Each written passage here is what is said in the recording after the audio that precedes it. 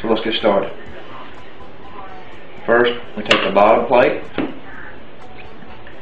and our bolts. Stick the bolts through the holes.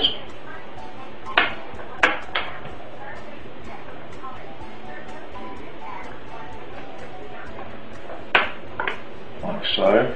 Actually, I could probably turn it over and do it faster this way. Strip them in all the holes all the way around. In total, this is just to make it easier to flip it over.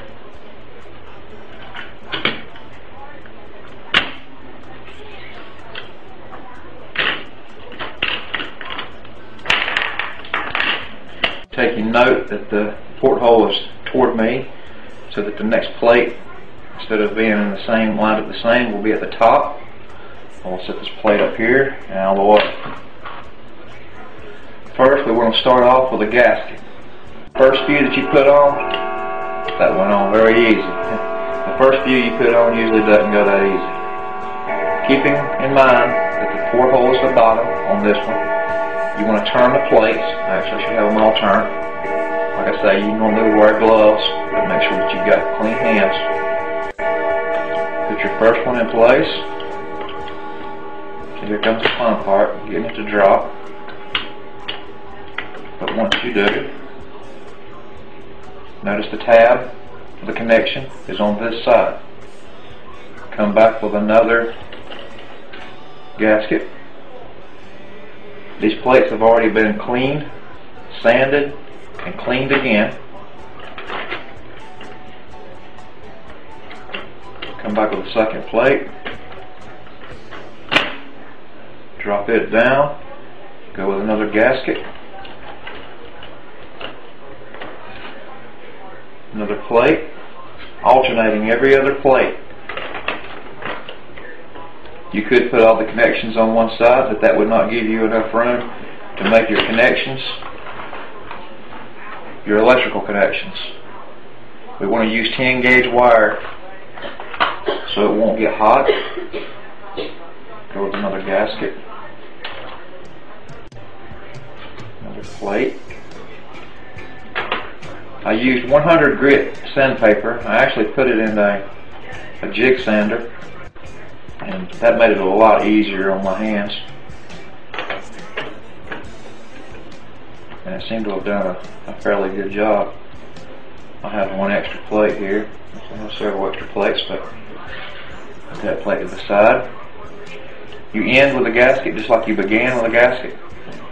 Remembering to put when I put the other end on it, I'm keeping the hole on this one at the top.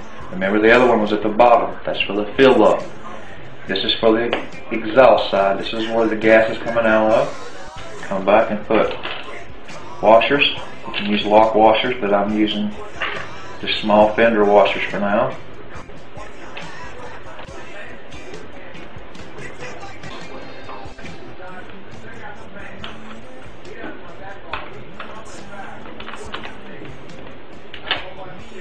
And when you're putting these, when you are torquing these, and I'm just doing it hand tight right now, but when you go to torque these, make sure you do it more in a star pattern, like you would be doing if you were changing a tire on a car or putting a wheel back on a car. What that does is it ensures that you're getting even pressure all the way around.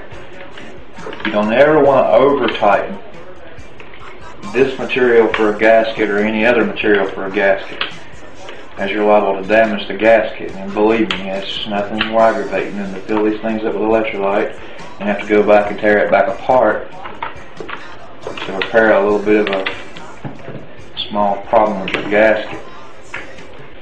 And I've already taken the liberty of putting Teflon tape on these, as I said earlier.